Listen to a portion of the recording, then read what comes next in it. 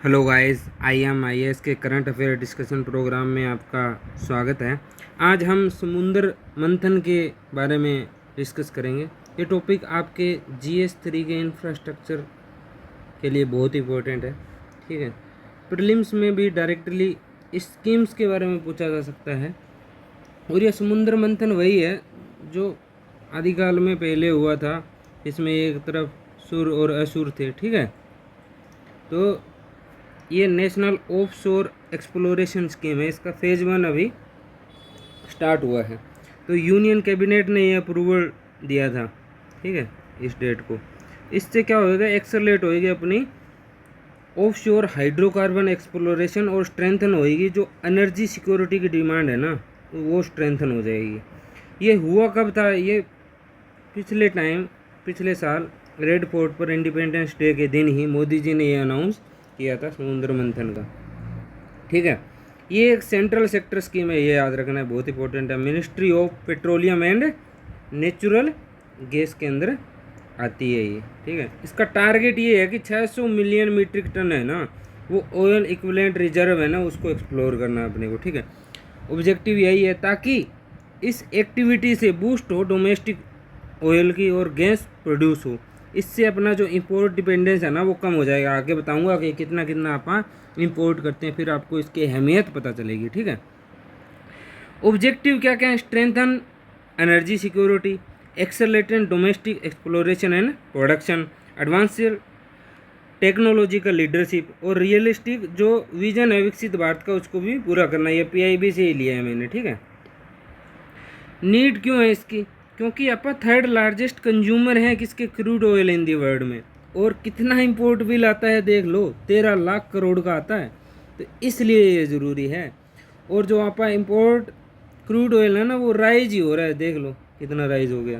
ठीक है, तो पाइप्ड कुकिंग गैस के लिए यूज होता है, गैस फर्टिलाइज़र के लिए भी यूज होता है, पावर के लिए भी। CNG का भी यूज दिनों दिन बढ़ता जा रहा है। जैसे CNG व्हीकल्स जैसे बढ़ रहे हैं तो वैसे ही। ठीक है, एग्जिस्टिंग डोमेस्टिक ऑयल और गैस फील्ड के जो नेचुरल प्रोडक्शन है ना, वो भी डिक्लाइन हो रहा है। तो इसलिए अपना इंपोर्ट कवर भी ज़्यादा बढ़ता जा रहा है।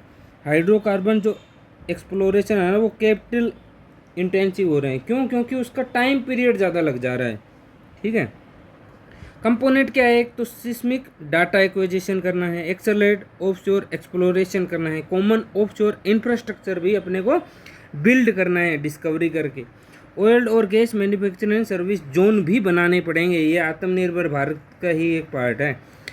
इनिशिएटिव पहले भी लिए गए थे, जैसे महानदी ऑफशोर बेसिन, ये इसी स्कीम के ही अंदर है। ये फर्स्ट अप्रेजल वेल मिला है इसको। ठीक है, महानदी ऑफशोर बेसिन, ये अगर डायरेक्टली प्रीलिम्स में पूछा जा सके मतलब, तो ये याद रखना है। ठीक है, चैलेंजेस क्या आ रहे हैं? लॉन्ग एक्सप्लोरेशन प्रोडक्शन साइकिल, जैसे 5 से 10 साल लग जा रहे हैं, बहुत टाइम लग रहा है। हाई ड्रिलिंग कॉस्ट बहुत ज़्यादा है, $125 से 150 मिलियन पर डीप वाटर वेल में आ जाता है जो अभी आएगा। हाई इन्वेस्टमेंट रिस्क आ जाता है, 6-7% डिक्लाइन हो जाता है जो नेचुरल गैस फील्ड है।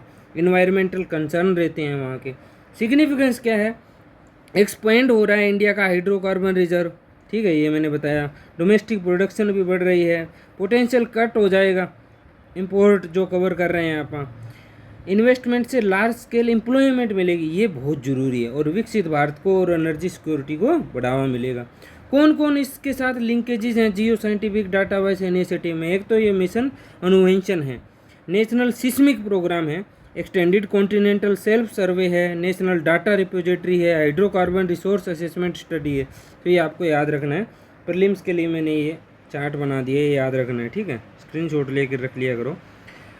और पॉसिबल मेंस एंगल के लिए मैंने एक क्वेश्चन दिया है, तो आप क्वेश्चन को लिखा करो। GS3 का ये 15 मार्क्स का 250 वर्ड्स में लिखना है। ठीक है, वे फॉरवर्ड में आप बता देना कि फास्टर इन्वायरमेंटल और रेगुलेटरी क्लियरेंस मिले ताकि डीप वाटर ब्लॉक्स का काम पूरा कर सकें।